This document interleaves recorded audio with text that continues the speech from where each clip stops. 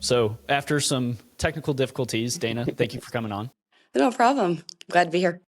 Yeah. So when I was thinking about writing the show notes for this one, I want to caveat everything by saying Yeah. you and me, I mean, I can speak for me. I can't speak for you, but we are going to speak in generalizations for this because Yes. my least favorite thing is when low IQ people say, I make a generalization and I say, women do this. And then they'll be like, well, not all women, or Oh, like, am I, I oh, I, those lesbian people are aunt? annoying. I Yeah. know. I'm Those like, people are annoying. No, we I have this wasn't thing that talking we about we that. talk about here where it's like there are rules and there are exceptions to rules. And we need to talk about the rules and we can talk about the exceptions after we handle the rules. But everybody always wants to go to the exception first, you Yeah. know? So yeah, Like no, I got you. this applies to most women and most men that Yes. are normal people, not psychotic, which is a growing number of our population these Yeah, days. it But totally is. it's not your lesbian aunt. That's not who we're talking about. I mean, it might be, but like, I mean, could apply to them too, but generally speaking, if you get offended because there's an exception out there, then the episode you isn't get a meant for you life. anyway. Yeah. Yeah. So one thing I don't know a whole lot about you outside of the content that you put out. Yeah. So how did you first get into it? And you kind of just mentioned to me off camera there that this is kind of a side thing. So tell me about what you do full time as well. Yeah, well, actually, so what was funny is, so right now I work for a company called The Wellness Way, and I am the marketing director here. And then Dana Disagrees is like a social media account that I have, like kind of under the umbrella of The Wellness Way. And how it even came about to begin with is, so the founder of The Wellness Way, his name is Dr. Patrick Flynn, and he and I through COVID kind of found each other and became friends because neither of us wanted to wear masks or like do any of the shit that they were talking about back then. And so we kind of just found each other and like we were friends through that. And then at one point he actually wanted to start a podcast and it was called the I Disagree podcast. And if you go to YouTube, you can still find it. We did about 20 or 21 episodes or something like that. And he needed a female co-host and he needed like a male co-host. And so he asked me to be the female co-host. And so going on there and doing that and producing that is really what prompted us to say, well, we want me to have some kind of social media account that talks about, you know, the men, the women, the masculine, the feminine. And, you know, we're trying to think, okay, what do we call it? Do I just use my personal account? Do I make a different account? And then we came up with Dana Disagrees. And so that was born in June of 2023. And so it's been, what, like 2.5 years? Oh, yeah, just about exactly 2.5 years. And so I've grown it pretty fast on most of the platforms. And that's how all of it came to be, literally just because of another podcast I was on. Yeah, that's awesome. I love Yeah. alliteration personally. I Yeah. think it makes Oh, yeah, everything better. And it people that does. start names, it's like, oh, you're going to start an Italian restaurant, but you're not going to alliterate something with meatballs. Like, you suck. You don't have a good Yeah. idea. You're Kill it. not creative. So it either has Yeah. to rhyme or alliterate, and otherwise, I don't want it. Yeah, exactly. So tell me about what building that page was like. Like, take me back to like it's month 5 and you have Yeah. 5 followers still. Like, what was the mindset like at that point, and kind of take me through what the growth was like. Yeah. Oh my gosh. Okay, that's such a funny question because okay, first of all, I didn't know shit about social media before I started doing any of this, right? At the time, I was like a health coach. I practiced clinical nutrition at the time. Before that, I was actually a CPA. So I've done a few like career changes here. And so the only social media I really did was just kind of talking about like health stories and stuff because I've always been into health. And so you could say I'm one of the more natural moms or crunchy moms or whatever term it is that you feel like putting on top of that.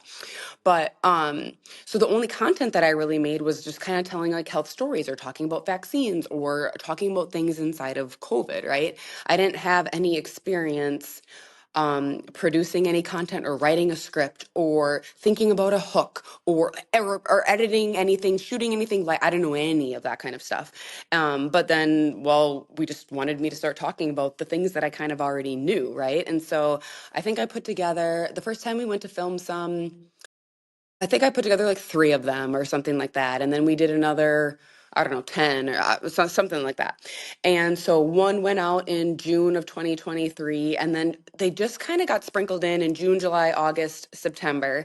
And then actually, when we got to October, October 5th was a very magical day because that was the day that my 25th reel was out there. And my 25th reel hit 1 million views and I got 36,000 followers from that. Like I got a really huge hit of followers from that. And the topic of it was blowjob week. Okay. So if you've gone back far enough, or if you're That's one of those followers from amazing. way back then, that was Yeah. the first one that really like got me something to take off. And that was the first time I saw 1 million, which was just like insane, right? And it was only my 25th piece of content. And I wrote that one. That was one of the first ones that I wrote, but I didn't release it right away because I was like, oh, I want to get a couple more under my belt and I want to, build like a little bit before I release that one. And then it was a huge hit.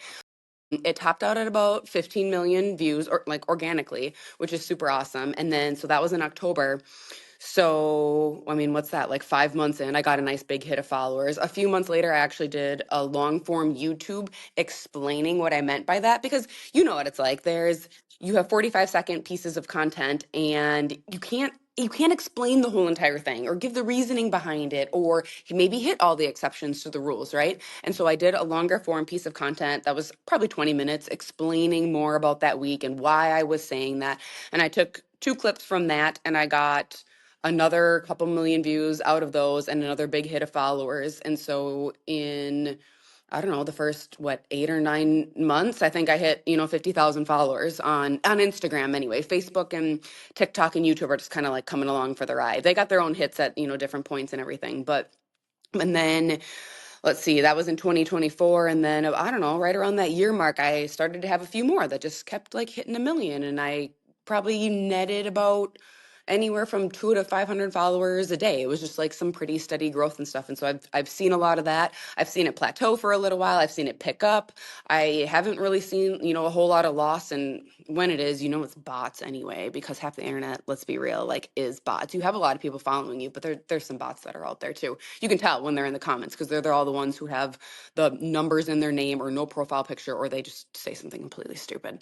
But yeah, I mean, I have 800 and some pieces of content right now that have been published out there. And I'm like, if I go back and I watch the first ones, oh my gosh, they're terrible. Like, they're terrible. Your first pieces of content are always just, you might think that they're good, but like, you go back in a year and you go back in 2 years and like, wow, I can't believe anybody followed me. I can't believe anybody listened. I can't believe anybody even thought this. I can't believe I thought that was good, Yeah.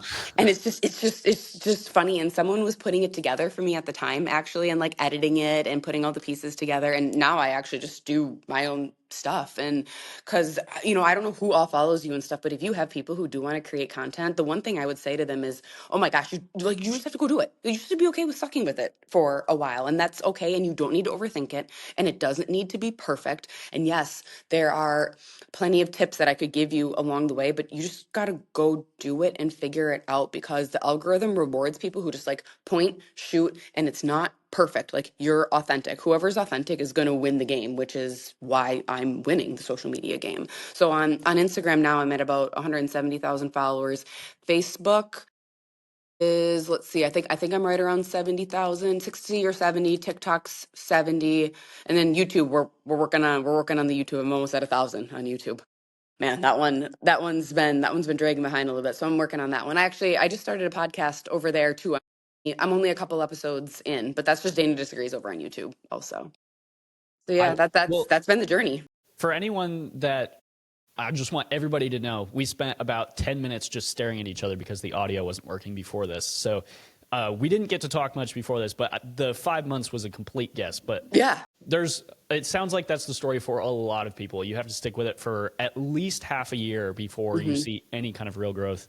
Yeah. And for me personally, the actual long form podcast has been a lot more encouraging than any of the clips. But one thing that's been Yeah. really frustrating for me lately is when I first started, obviously it was all trash, and that's fine. And I'm still just starting. It's probably still all trash, but I got to a point where it was like, okay, I'm getting better at it, and now I'm like adding like, I don't know, B-roll and music and spending like 20 minutes editing per reel, and they're not doing any better than the ones that I just throw captions on and throw up. So at some point, I'm now just like, fuck this. I'm just going to take the audio and Just do just it. put it up and let it live and Hmm. let it die also. Yeah. So It doesn't need none of it needs to be perfect. Actually, I told you I was the marketing director here. Actually, some of the short form content that we're working on here is we've taken away a lot of the B roll, and I've just been like, yeah, put some captions on, have some music in the background, be done with it. And like that's all that you really need to do, honestly. Like you don't see here's my theory behind this is that we've gotten to a place in culture and people and staring at their phones that they can't handle that kind of stuff anymore. They Yeah, can't handle that's true. looking at stuff that's almost too pretty because it's almost like it's an ad. It's almost like it's too perfect and they can't resonate with it anymore. A couple of years ago that wasn't true, but now it definitely is. And so when you take away some of those things that just make everything way too perfect, the content actually becomes better. I mean, for crying out loud, my content has I point and I shoot, I cut the pieces together.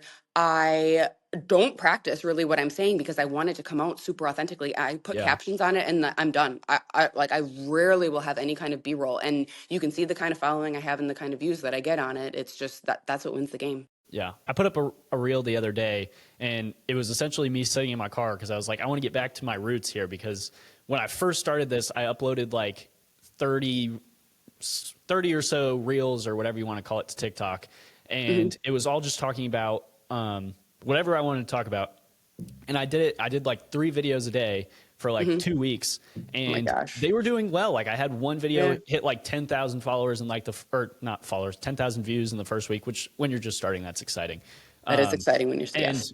now I have videos that are doing like 200 and 300 views, and it's so Mhm. frustrating because it's like I Yeah, know I'm better now than I was then. So like, why was it? I think it is. podcast. I think it comes down to authenticity, Yeah, and people like just you sitting in your car talking to your phone better than they like, a video of you with a bunch of B-roll and captions and music, and you're talking into a microphone with a professional camera. It's like just right. talking to your phone. Right. You know Yeah. what's really funny too is I don't have this habit happen very often, but it happened to me this summer where I had one piece of content that did well on Facebook and Instagram and TikTok. Like Facebook and TikTok, Facebook it had several million, TikTok it had a few 100,000, and Instagram it definitely hit 100,000. And I was like, what the? Because that never happens. That never happens at the same piece across the content. But it Yeah. was it was the visual hook that was at the beginning because I was doing the thing of like getting into my car, and then the first thing I said was interesting too. But yeah, it's interesting. Yeah, I like a few of your visual hook. One of them you have pinned at the top of your page, which is some Yeah. dude sitting on a toilet and you walk in and sit down. Like Oh, that's that super was engaging. Like, planned and very yeah, strategic because that's more of like an ad kind of yeah, thing. right. But it's funny and it's engaging, and people are going to keep watching it because of that. It's like, I know. what is happening? Yeah. Oh, you So anybody who's watching this, you should go watch that one. And I want everybody to know we did that in one take. And that was going to be the practice take, that's and then we awesome. just kept going and we got it. And I was like, done. Yeah. So from that, I want to ask you about the community, because that video was about the community. Yes. How did you come up with the 3 M's for that, and how is that growing? Yeah, so 3M is mind, muscle, and money. And so here where I was talking about where I work at the Wellness Way. So Dr. Patrick Flynn, he actually, with like all of his men friends, he came up with the 3Ms because that's what men need to care about: mind, muscle, and money. And then when we started doing the I Disagree podcast that I was talking to you about before, we were kind of talking about like, oh, well, men have 3Ms, like women should have three of something. And so then we came up with the 3 S's for women, and that's sexy, supportive, and serene. And so we have both sides of the aisle here for, who needs to be worried about what, who needs to be focusing on what. But then 3M men came from, well, obviously my following is 90% male across any of the platforms. And so then I created a school community for the men who really wanted to focus more on that kind of stuff. Do I make fun and sassy content and say wild things on the internet? Yes. I mean, they're actually not really that wild. If you're mentally stable, they're super super normal and they can Yeah, make you they're laugh, actually right? funny. Yeah. Yeah, So yeah, exactly. Like I don't say anything that's all that wild or controversial. It just seems like that because culture is crazy right now. But we wanted to create that school community so I would have a place for men who wanted to come together and have a community and have other men who were working on similar things like that. And so I created the 3M men community. So that's on school, like SKOOL. If you follow Alex Hormozy at all, you know what school is. So I have that community out there in the classroom. I actually have a course that's called How to Win. There's 10 videos in there that go through, well, we go through each of the 3 M's, and actually Dr. Patrick Flynn does it with me. And we go through the 3 M's. We talk about legacy. We talk about how to attract a woman, how to be sexually appealing to a woman, and all those kinds of things. It's like a foundation kind of for what men are really looking for. And part of what I just want to do with my account and school and all of the things is really just reassure men that like it's okay to be men. Like you're supposed to act like that. You're supposed to be aggressive. You are supposed to be super focused. You are supposed to wrestle around and fight and do all of the things. You're supposed to want to fist fight each other, and like you should. Violence solves a lot of problems, honestly.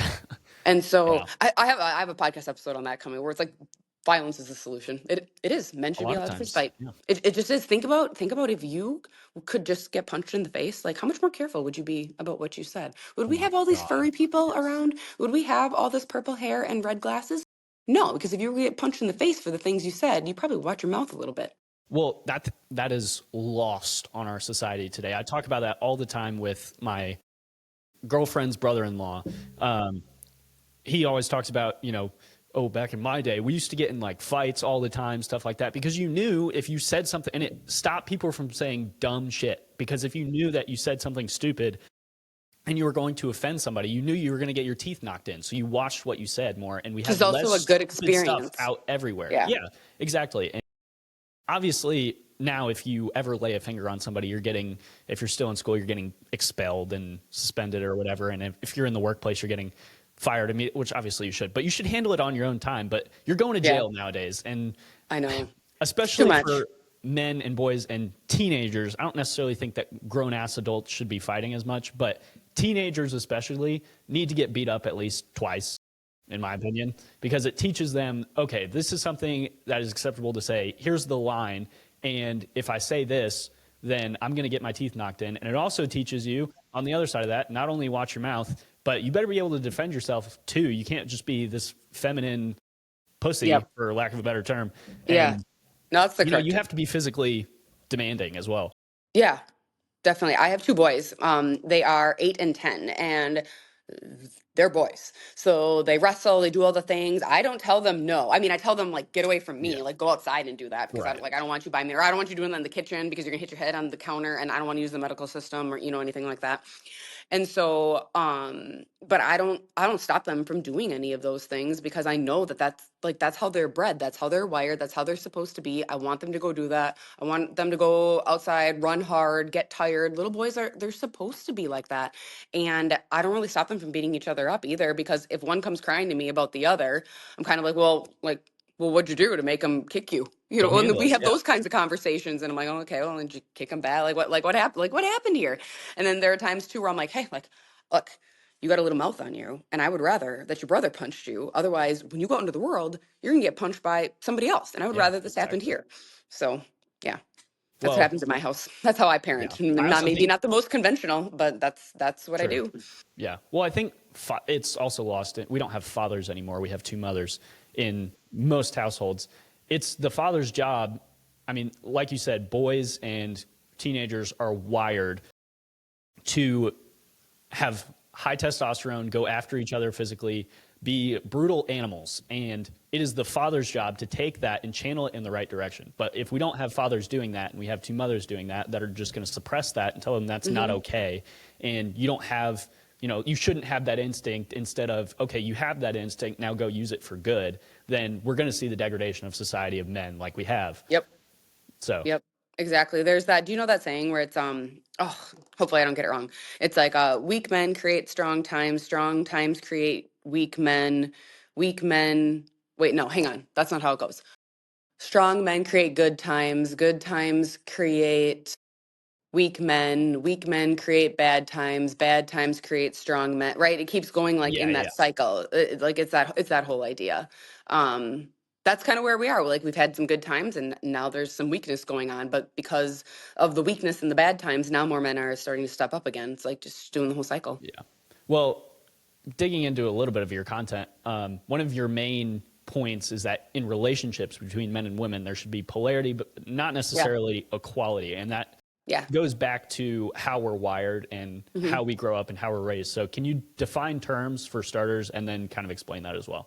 Yeah, so polarity, that's like having your complementary opposite. If you've never read the book The Way of the Superior Man, like That's like the golden book that you need to go read about polarity, men, women. It's really a book about sex, but like he explains polarity a lot in it. And I think women should read it too. It's really a book for men, but it's really good for women.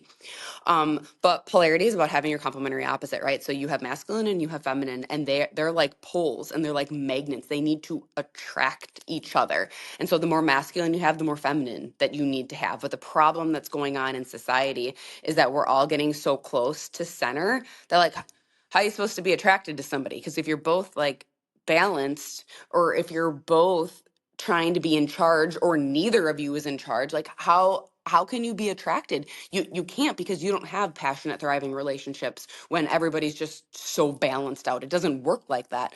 And I mean, okay, rules and exceptions, right? The rule is that men are masculine and that women are feminine. Largely, we everybody has some masculine and some feminine in them. It's just that men have much more masculine and women have much more feminine. And so we need to have those, but we need to have those like polar opposites, because that's really what makes you want to attract each other. When a woman acts like a guy, the guys don't really find that attractive. Like then it's just like one of his buddies. And does he want to fuck one of his buddies? Like, no, he doesn't. That's not how that works. It's the same thing as on the opposite end. Like, do women want to have sex with the man who's going to yoga and talking about being vegan? No, that's not how that works. That you can't come and get a pedicure with us and then expect we want to have sex later on. That just doesn't work like that. So that's like the polarity aspect of it. Now, when we get into like equality, like no, we are not equal. Like equal in dignity in terms that like, we're humans and Right. our lives are valuable, 1,000%. But we're not equal. We're different, and that's kind of the point. It's like the whole point, right? And men are supposed to lead and women are supposed to follow, and men have more of the burden on them because they're the ones who are ultimately responsible for the household, and they have the authority and they have more of the responsibility. And so if something goes wrong, like it comes on them. It doesn't really come on the woman nearly as much. So she's worried about all these things going wrong, and I get that, but he's the one who has to deal with it, right? We're not equal here, and we're not supposed to Yeah. be. That's the whole entire point, My and it's favorite good. comedian is Jeff Dye, and I'm gonna give you a part of his bit, but I mean I might butcher it, but Jeff Dye, if you don't like me butchering it, come on my podcast and correct me. So essentially, what he says is that women, or rather men, like to say like, "Oh, my girlfriend or my wife, she doesn't like to watch football with me, and she doesn't like to go golf with me, or she doesn't like to go hunt with me and do all these different interests, and we don't have the same interests essentially." And it's like, Yeah. so you don't have the same interests, so what you really want, you want another dude, you don't want a Yeah. woman, you want Then you another gotta go on dude. Grinder. You gotta And find a dude. right, and he goes, what women don't realize is that literally the cities, the roads, the cars, I mean your phone, everything around you was built and invented by a man. But that's not to diminish you, because it was Yeah. built for you. Like the Yes. only reason that any man was ever successful is not because there was some internal drive. It's because he wanted to find a mate. Like he wanted to Yeah. find a woman. You want to impress Everything around somebody. you that you see was built by a man for you. Like how is that not something that like women are grateful for rather than like feel oppressed by? I I'll know, never right? understand it. If somebody says the word oppressed, I'm just like, I can't even take you seriously anymore. Like, we need to get rid of that word, in our dictionary. I always say, I'm like, if if there weren't women, men would just sleep on a mattress on the floor and go to the gym and work out, maybe get something to eat and go to work. And that's If it. that, yeah. They wouldn't, like, there would never be yachts, there wouldn't be mansions, there wouldn't be any of that kind of stuff, because men, like, okay, I think that opposing statements can be true at the same time. Like, men don't care about that, but like, okay, yeah, they do, right? Because like you still want to compete to have the most money or have the biggest muscles, and you like all of that. So like, if there were only ever men on the planet, I'm sure there would still be some type of competition. It just wouldn't be what it is now with women. You know what I mean? So We'd like, still be ugh. killing each other in arenas for other people's entertainment. That's what it would Yes, be. you still would be doing Yeah. that. It just maybe like smaller scale or something, Animalistic because you and don't, have no yeah, because you directive don't have the at all. woman to Yeah. impress to do it. Yeah. So yeah, all of this stuff is created for women and to create a life for women, because now the man knows he needs to provide for the woman, and then he wants to have kids, he needs to be able to provide for the kids, and that's a big driving force, and that's a big purpose to a man's life. Yeah. you know? If you're a man or a woman in the United States of America, or really in any other first or second world country, but especially in the United States of America, and at any point, whether you're black, white, Asian, impoverished, or rich, doesn't matter what you are, the person that makes $40,000 a year is still in the top 1% of wealth in the world. So it's like, if you think that you're oppressed in America, I automatically dismiss you because you But yeah. have no worldview whatsoever and no, like, Yeah, go live in Africa then if yeah, you hate it here so much. Like, come on. you have absolutely no self-reflection skills. So, but one thing I wanted to bring up here was that with the feminization movement of men, Hmm. it seems to me that just like I was saying that men are driven by women in all other aspects, the feminization movement has also been driven by women, which is also Hmm. not in their best interests Yeah. because women will claim to want a man that is feminine and cries and shares all of their emotion with them and tells them about their day and all of the hardships. And it's like, if you come home and you cry to your wife about your day and how hard it was, you're Yeah. not going to have a wife very long because No. women don't actually want that, even though they profess to want that. So, Right. can you clarify They're that from wrong. your experience? Yeah, they're wrong. They just don't know that they don't want that. Now, when it comes to vulnerability, okay, that's like the key word that I'll use when I talk about this. When it comes to vulnerability, okay, vulnerability is a feminine characteristic. Okay. I think this is my opinion. I think that men can be 10% vulnerable. Like 10% of the time you can show some vulnerability. And I think that because some of that vulnerability does help you connect with the woman because it's emotions, it's opening up to her, it's telling her something that maybe you're struggling with, and women do like a touch of that, okay? I don't think that you never tell her, anything. I Right. think I think I think 10% is a pretty good amount, but otherwise 90%, no, you are not vulnerable with her. And even when you are vulnerable with her, it's okay to tell her, whatever's wrong or whatever it is that you're going through, but I would tell the men to caveat that and to say, but I'm working on a plan, or I, have an idea of what I need to do, or I know this is only temporary, like those kinds of things, because that's still reassuring to the woman. If you're vulnerable all the time and you just talk about your feelings all the time, how's she supposed to trust you to lead? If you had a CEO of a company and he told you everything he worried about, would you want to work for that company? No, No. like could you trust that leadership? Like you Yeah. you couldn't do it. That's why managers and VPs and CEOs and whatever, that's why everybody knows a different level of stuff. You don't tell the lowest level workers what the CEO knows cuz they'd freak out. Okay, it's the same thing like in a relationship. Men can't do that to women. We'd freak out, or we'd have too many questions and he wouldn't have an answer yet, or just you don't want to do that. Vulnerability is a feminine characteristic. She can be a vulnerable all she wants because you know who's coming to save the day? The man. Because the man's job is to be the protector. And when he is the protector emotionally, physically, then she feels like she is allowed to be vulnerable and open up. And then he gets to come in and save the day and fix her problems. But no, men don't need to be vulnerable very often. Women just think they want that. I don't know why, I guess. I think we have fallen into thinking that we need to marry our best friend, and I don't agree with that. If you marry a friend, well then you're just going to be friends. Are you attracted to your friend? I don't think so. I don't think that's how that works. And Otherwise, we've they'd we've be your gotten fed. boyfriend. Yeah, Yeah. exactly.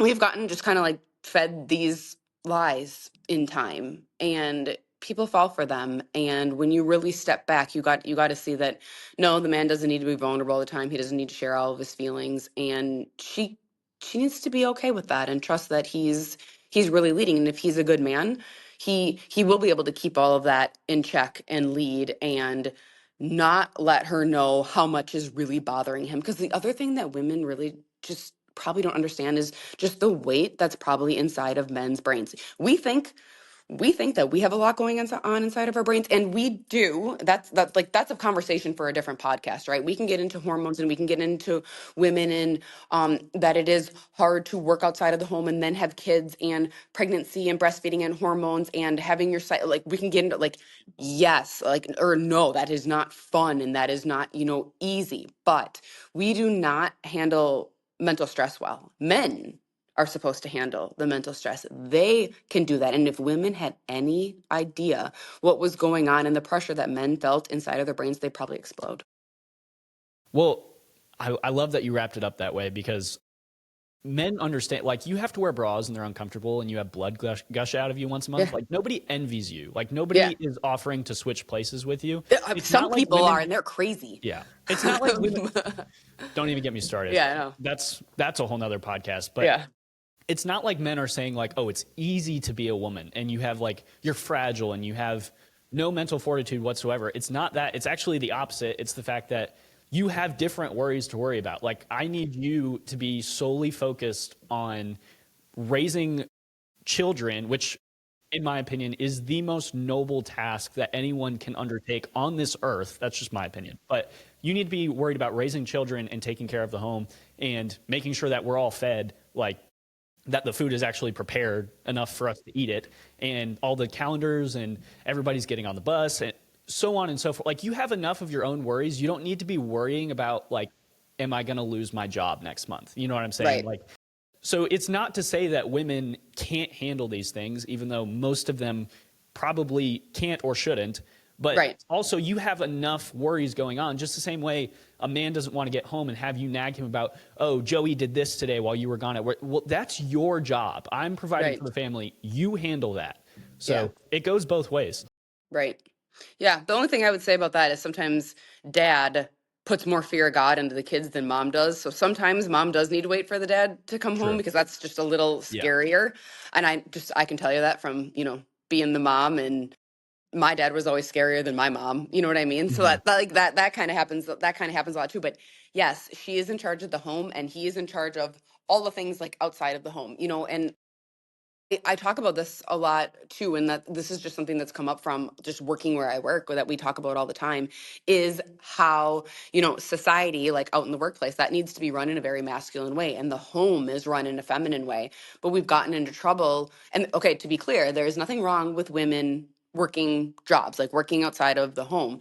But when you bring so many of those feminine characteristics into the workplace, does it help the company?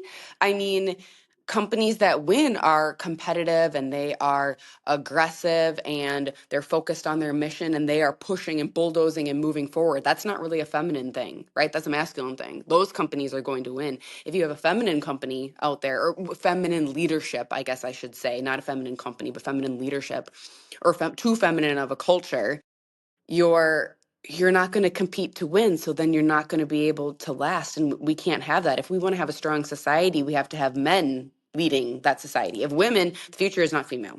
If women ran the show, our entire country would be gone in like 30 seconds because nobody would be afraid of us anymore. Are you afraid of women? Like, if there was a group of women, this is one of the things we talk about here all the time too. If there was a group of women outside of your door who were mad at you, would you even like think twice about walking outside? No, because it's just No, a group of it's women. fine. If there was Yeah. a group of men waiting for you outside, would you be afraid? Yeah, because there's a group. Yeah. If there was one man waiting I need outside to to go get punch my you, equalizer. Yeah. yeah, exactly. So there's all that to take into consideration too, where like women think that they want all these things, and I'm not saying that women can't work. Clearly I work outside of the home, but women also need to understand that then when they come to work, you pretty much got to be a man, but you got to know how to be a woman then when you go home, and that can be hard to turn off. And so that also probably contributes to some struggles in relationships, because if she's like a manager boss type at work, which again, there's nothing wrong with that.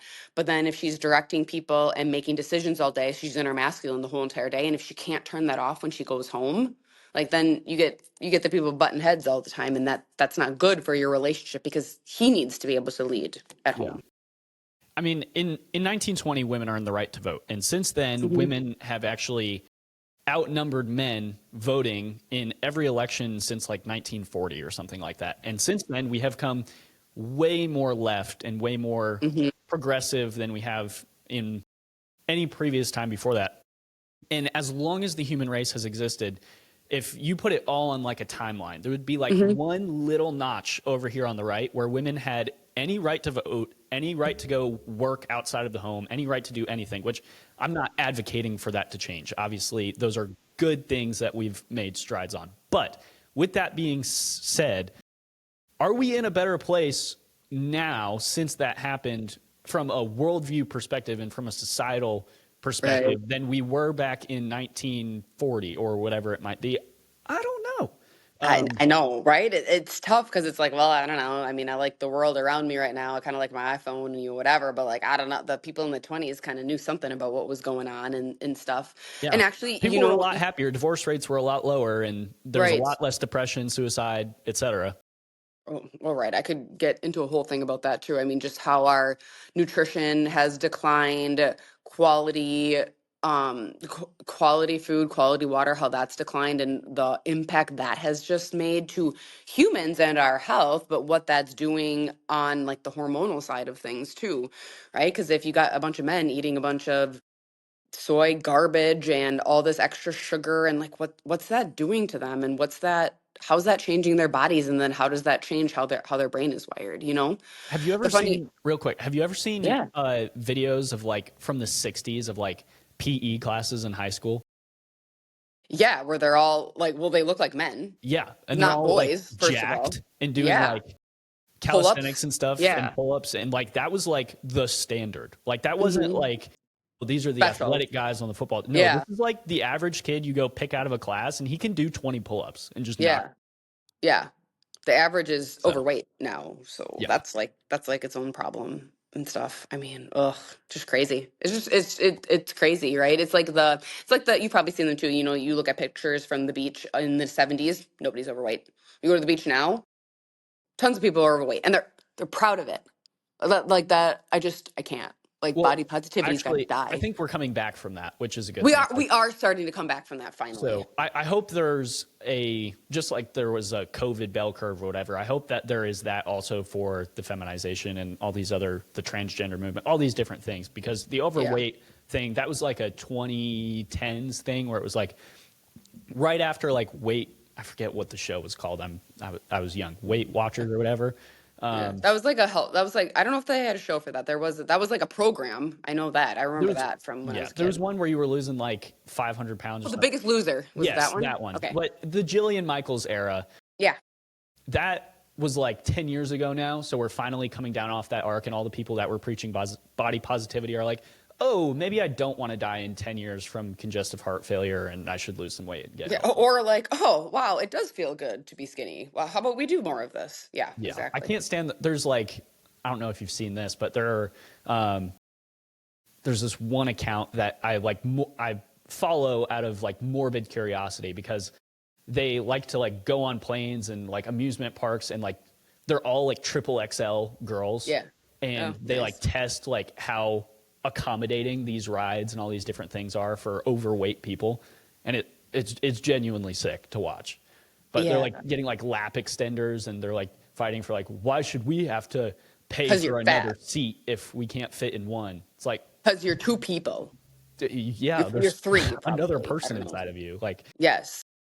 You drives ate me them. Let crazy. them out. Gosh. All right. So the next thing I want to talk about, I want to kind of define toxic masculinity, what you think toxic masculinity actually is, because there is such a thing as toxic masculinity, but I think it's way farther on the extreme than what people say it is. So Yeah. kind of define what society as a whole kind of thinks it is now, and then what it actually is, and then Yeah. a path to kind of merge the two. Yeah, well, what society thinks it is now is just like a made up term. Like, I kind of come back to them like toxic masculinity, like that's made up. Toxic means that something is like poisonous or dangerous, and the masculinity is the characteristics of men. So you're just you're just telling me that the characteristics of men are dangerous or poisonous? Like, no, they're not. No, no, no, they're not. Just being normal, just being a normal man is not toxic. Okay. So society largely kind of has that wrong now. Fortunately, I haven't seen that term being thrown around nearly as much as what it was a couple of years ago. So Yeah. just like some of the other things, like we're making a comeback, right? We can Right. we can start being offensive again finally, and not have everybody and their brother crying over it. But what it really is, or what I very very simply put is like, okay, well, it's pretty toxic if you're like beating your wife or something like that, right? Like Yeah. that's Exactly. the actual extreme behavior That's what's toxic, not the normal behavior. We need to stop putting that kind of label on men who are just acting like men. The ones who are actually insane, the 1% or whatever it is. I'm making that number up. I'm just to illustrate the point. The 1%, fine. We can label that, but not not just because someone steps up to be a man. That's insane, you know? Yeah.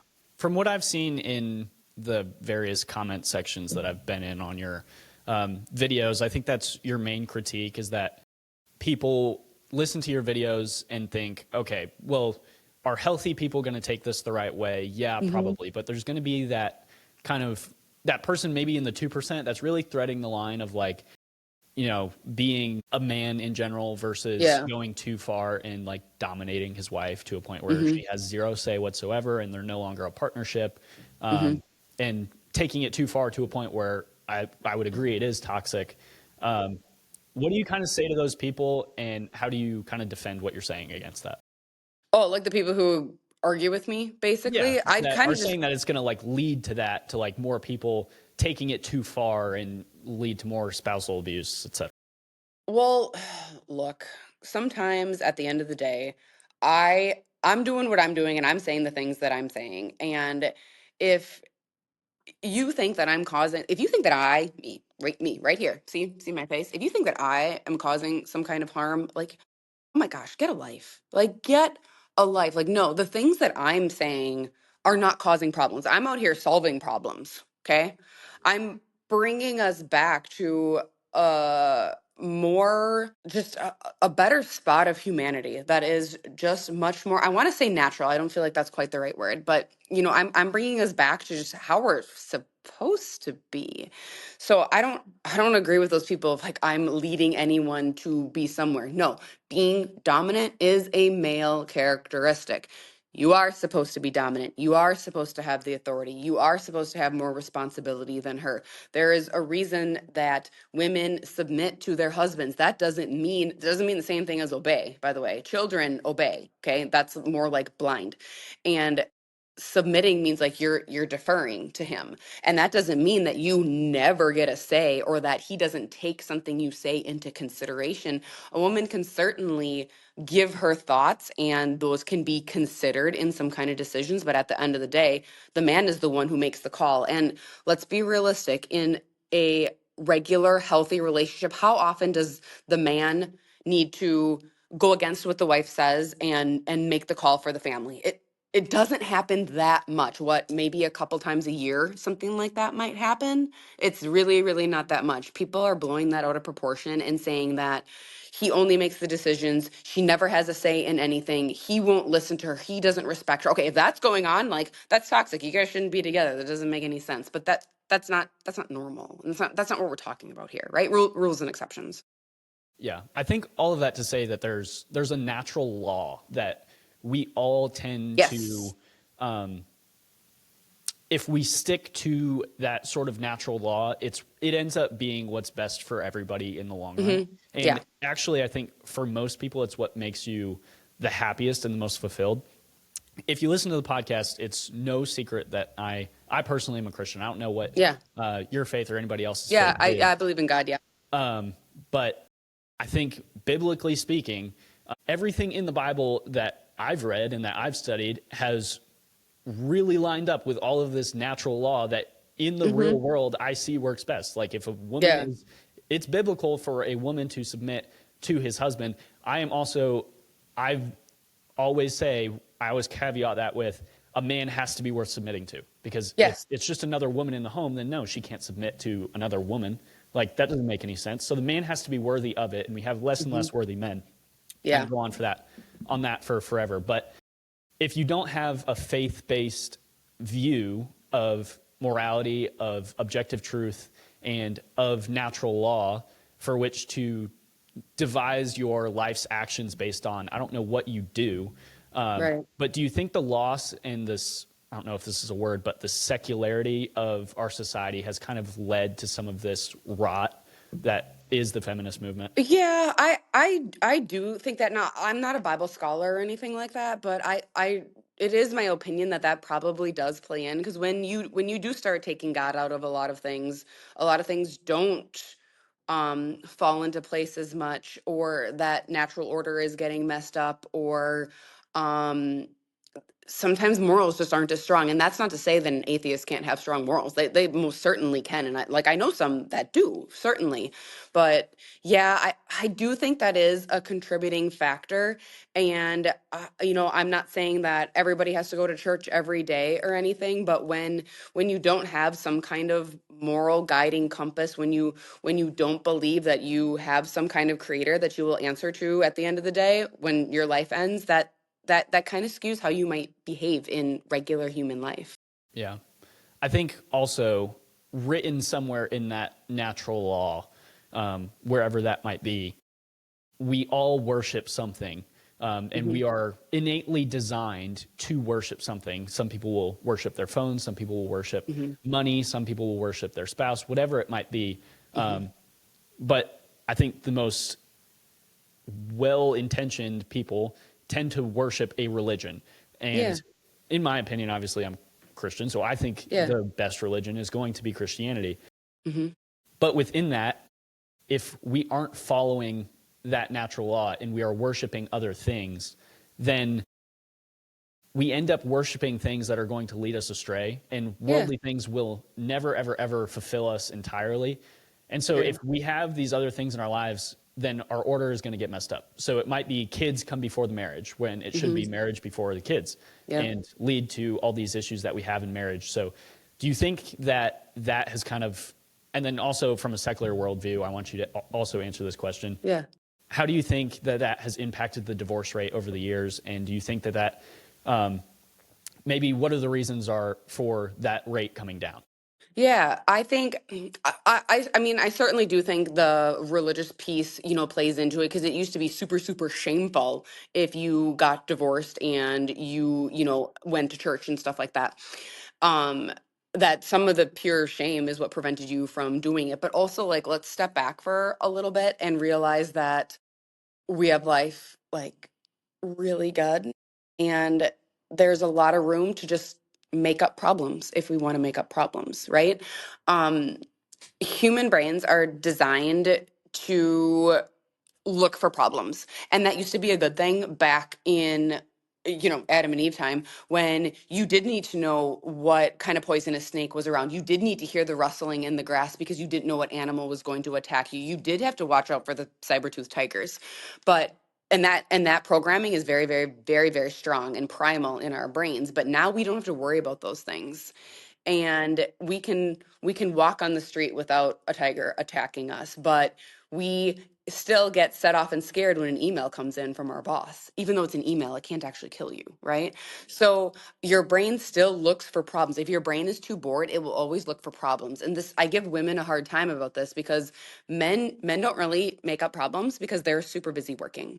They're busy working. They don't have time to make up problems. Women have more time to make up problems because they have life so good and cush. Partly because they might have a man who is working to make their life so easy so that you don't have to be stressed out, but also just partly because of how society and culture is right now. I mean, we pick up our phones and we play on them and we drop them. They're like $1,000 devices, and we drop them. We don't even think twice about it. Like, think about that. Think about how good we have it to be able to do We that. touch it and we feel it every day. It's in our hands. Like it doesn't, it Like, the loses whole its entire world at your luster. fingertips. Yeah. But my point there, though, is, we've gotten to such a cush place in society. Also, remember, you didn't marry for love, way way way way back. You married because of survival. Okay, and we don't have to do that anymore. Love came into the equation sometime within, the last 100 years, because we don't need to survive anymore. And so I think that has an impact on divorce rates. I think the religious piece can have an impact on divorce rates. And while I'm going to go back to what we were saying before, while I agree with you that men are building things for women, and that, yes, like, an OnlyFans model is getting her money from men, okay, still at the end of the day, she still can go out and earn money. And so when women can go out and do that more easily than what they could have, and realize that they can support themselves, at least somewhat reasonably, that makes it easier to think that you don't need a man. Now, We could talk about that for days, but that's just kind of like, the base level of it. And then obviously that whole feminist movement has made women think that, well, we're equal to men and we're just as good at them and we don't need them at all. And it's like, I don't really agree with that. I think they kind of like having us around. I think they kind of see a need, for us, and we should probably see the need for them because we all just, kind of need each other. And I think some of that too came from, if you think way back to, let's see, was this the 40, I'll date it as World War II. We'll go with that today. um Back then, remember, all the men went off to war, and then women ended up going to work because so many men were out at war that somebody needed to do work. Okay, well, what happened when they went to work? They got a taste of the workplace, and they got to feel really important. Okay, they were doing important work because they were creating things that were getting sent to the men, or they were making products that would help in war. They got that sense of importance. And I'm not saying that they shouldn't have that. What they were doing was very important. But the thing is when the men came home and the men wanted to go back and take their jobs, the women didn't really want to give those up, because why would you want to give up feeling important? Why would you want to give up feeling like you were in control? And that's a human thing, right? Like, why would you ever want to give that up? And so then it just built and it built and it built and it built. And now here we are today. And I'll go back to Tulip. There's nothing wrong with women working outside of the home. I do it. Okay. And I always have. And I've had kids and I had maternity leave and I still went back to work. There's nothing wrong with that. But man, like, do we have it better? Do we like, are we making the right choice? Is it, eh, are should that many women be out in the workforce? Because what if they weren't? What if half of them went home? What would happen? Well, a lot more men would probably step up. Men would probably get paid more because they could probably work quicker and more efficient than women. Those men would be able to provide more for their household so that the wife could stay home. Lots of women do want to stay home with babies. That's a very real thing. And so I don't know if I really answered your question there or not. I kind of went No, you off on did. a little bit Yeah, of a tangent, but that's all, it's not one thing. It's so many things coming together. And plus, remember, today you can Snapchat your ex at 2 a.m. it's Okay. true. You couldn't do that in 1960. So Yeah. that's a whole other layer of it too. Well, the greatest lie that was ever sold to any generation of women ever was that being a stay-at-home mom and bringing up children is not the Not most enough. noble Yeah. cause or makes you less than somebody Yeah. that goes out to work. Like Right.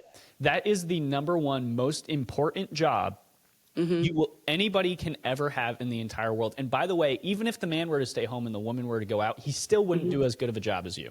So Right. It's only it insane is for something me. exclusive to only women that only women can do, and it is Mm-hmm. the single most important thing to ever happen to anybody ever. Yeah. And We wouldn't have a human race otherwise. yeah, exactly. And you are lied to and told that it is insignificant. Right. Right. You don't you don't have to be, the boss babe. You don't have to go do all those things. You certainly can. And you certainly can have it all. You just might not have all of it at one time. I'm really heavy with work right now, but my kids are also 8 and 10. They're not babies anymore. They can feed themselves and clothe themselves. They can do a lot of things on their own now, which allows me a little more freedom to be able to live in more of my purpose. But I couldn't do as much of that when I was just having them and they were babies. Yeah. Last couple questions here. I want to be Yeah. mindful of your time, but I would be remiss with the holiday season that we're heading towards if I didn't ask you this one. So we have women that, and this is, I am genuinely asking this from a state of confusion, and you are a woman, Okay. so I just want to get your take on this. We have women, and I see it in family members, friends, even my girlfriend will go watch. They love these Hallmark movies where these Yeah. women literally leave men that are providing for them and caring for them and doing everything that they could ever ask for them.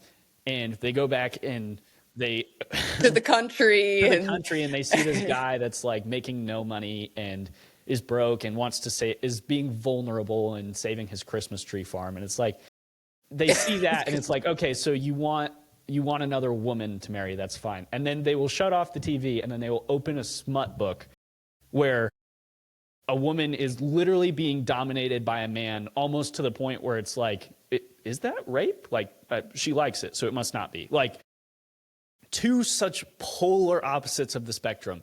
I don't Yeah. understand it. Like, can you Yeah. clarify it for me? Like, I Women, don't get I it. don't know. I mean, I'll try. Like women, we're wild, right? Okay. Well, okay, for the Hallmark movies, I mean, that's just women a woman's priority is the relationship. For men, his priority is his purpose in life. Okay? So the relationship doesn't come first to him. It comes first to her. So when she can see some sweet love story, she just melts into that. It's just like a woman feminine thing. I mean, I can't speak to it as much because I watch those and I'm like, that's not real. She wouldn't have done that. Like, she would Yeah. never have moved here. Why is she doing it? Like, I'm kind of that person who points out some of that stuff. I mean, I can have fun with the movie and everything, but I'm like, you you wouldn't do that. It's too cold out. Why are you wearing that? Like, what is happening right now? Why are you wearing a I'm that. dress? It's snowing. Yeah. Yeah, like you Yeah. wouldn't, you wouldn't, you took a train, you wouldn't have made it there that fast. I don't know. I pointed out all that kind of stuff. But anyway, to get back to the, like just the Hallmark piece of it is, it's just a sappy love story that makes women get into their feelings, and that's just kind of why I think they like it. I don't know. I'm not big on the Hallmark piece of it, but I know it's just like cute. Every woman wants some kind of love story, right? Hmm. Every woman does. You want some very sweet love story, so you like get to live vicariously through the characters in the movie. Now, what I also will say is, I come back to, like, okay, they call it a TV program for a reason, and that's because it's programming you. So also, let's think about these movies, and okay, That's true. if it is the woman leaving the rich guy to go with the poor guy all the time, that sounds like programming and conditioning to me, that you are supposed to be okay with the poor guy. And I don't mean that in a derogatory way. I know that there are a lot of men who are working to make more money, or something like that. I'm not trying to slate them or anything, but um hi, women do care about how much money you have because that's a sense of safety for them. They want to know that they're going to be provided for. So they're being brainwashed into thinking that they should actually pick that other guy who in the long run you're going to end up fighting about money with, and you're not going to feel safe and secure, and you're going to have to contribute to the household. And I just, watch what kind of programs they have out there, because that's all infiltrating your brain. You watch that enough times and you think, first of all, you think that's what real life is like, that it's supposed to be some kind of fairy tale, right? Disney did that to us too. You think it's supposed to be some kind of fairy tale. No, we live in the real world here. We don't live in fairy tales. We have to live in the real world. And then so you think that your proposal is supposed to look like this, and you think your relationship is just always supposed to be perfect because that's how it is in these Hallmark movies and everything comes together. That's not real. That's not real. We just like to live in La La Land is really, really what that's about. Okay, but when we flip over to the reading the spicy books, women, okay, the difference between rape and ravishment is love. Okay, women do want to be ravished. We do want that. We want to be dominated. We do truly like that because we know that that man is in control. So they like reading that because it brings them to the relationship that they know that they really actually want. I don't read those books either, but that's like what I think the psychology behind it is. Yeah, that makes sense. And for the guy Hopefully. for the early 20-year-old that just heard that and thinks, well, I'm broke, so I'm never going to get a girl. It's, I No, you was, no, you my just keep favorite, lurking. yeah, my favorite quote is, I don't know who said it, but it's either you have to have what it, like right now, you have to have provision and you have to have money and you have to have what it takes to take care of her, or you have to display the potential for provision. So what that means is that one day the girl thinks that you will be able to provide, and you show all these qualities, that you are a hard worker, you're dedicated, Yep. you're committed, and you will one day take care of her. So it Yeah. doesn't necessarily mean that you have to have it right now. Maybe if you're Right. 60 and you have no money and you're broke, and Well, then we have some questions it for might be you. too late for you. Yeah. But if you're Yeah. young and you still have an Yeah. And opportunity, she's betting on you, so you got to follow through. You got to don't let follow her through down. on all of that too. Yeah. Yeah. So last thing here, you obviously you have a massive following. There are millions of people that come across your videos every day, and they may only Mhm. see you one time or two times, or hopefully they follow you and they see every Yeah. single video that you post. But within that, you get to touch all these different people's lives. You also get to touch your friends, your family. Hmm. What do you hope your legacy is for all of those people on social media, and then also all of the people that you get to interact with and know you personally and Yeah. intimately and deeply? Yeah, honestly, my whole goal is just to help create excellent human beings. And when I'm talking about excellent human beings, it's men who have their three M's, right? They're working on their mind, their muscle, and their money. And it's women who have their three S's together. They are sexy, supportive, and serene. And if we can bring that together, we can bring back the polarity, we can bring back our thriving relationships. And that's how everything is supposed to work.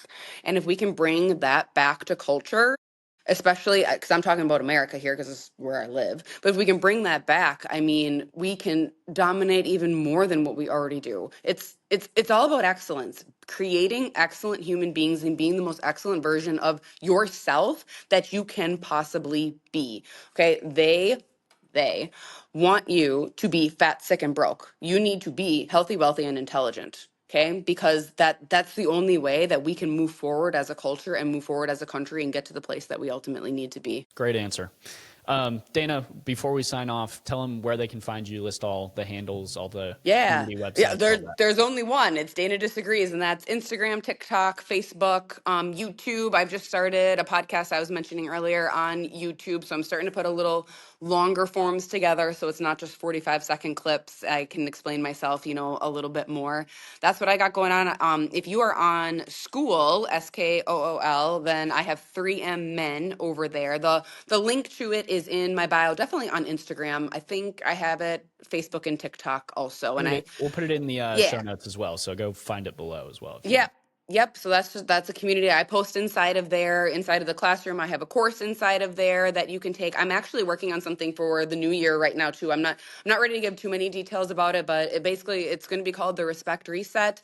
It's really mostly for married men who are struggling in their relationships to just be respected by their wives. And so, okay, what kind of steps do we need to take? Where do we need to work on you? Now, there are two people in a relationship, and I understand that, but a lot of it comes back to, okay, but you can always work on yourself and you can control yourself and you just keep working and working and working, and the relationship will either come with you or it won't. There are only two things that will ever happen. Either the relationship will grow or it will die.